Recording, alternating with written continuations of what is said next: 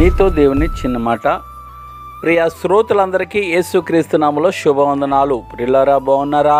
మీరందరూ బాగుండాలని, వాక్యం చేత స్థిరపరచబడాలని మీ కొరకు ప్రార్థిస్తున్నాను. ఈరోజు దేవుని వాక్యం కీర్తనల గ్రంథము 14వ అధ్యాయము 1వ చరణం.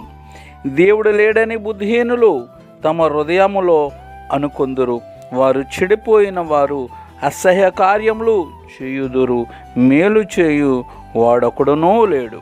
ప్రభునందు ప్రియులరా, ఈ కీర్తనలో దేవుడు లేడని బుద్ధిహీనులు తమ హృదయంలో అనుకుందరట.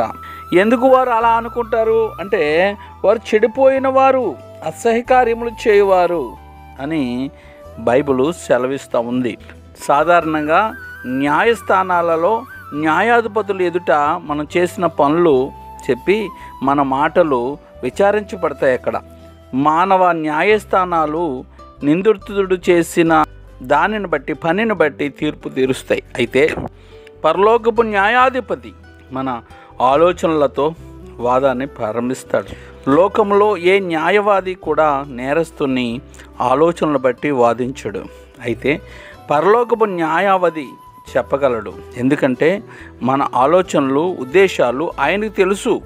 ఇప్పుడు వాదన ప్రారంభించబడింది. న్యాయవాది నేరస్తుణ్ణి పిలిచి తన వాదన మొదలు పెడతాడు. మానవుడు నిందితుడిగా నిలబడతాడు.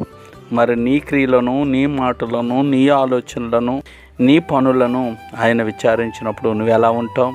కాబట్టి దేవుడు లేడనుకునేవాడు బుద్ధిహీనుడు. దేవుడు ఉన్నాడు, దేవుడు చూస్తున్నాడు. కాబట్టి ఆయనకు లోబడి, ఆయనకు ఇష్టకరమైన జీవితం జీవిస్తూ, ఆయన ఇచ్చే ఆశీర్వాదాలు నీవు, నీ కుటుంబం సమృద్ధిగా అనుభవించాలని కోరుకుంటూ, may God bless you all. దేవుడు నిన్ను, నీ కుటుంబమును దీవించునుగాక.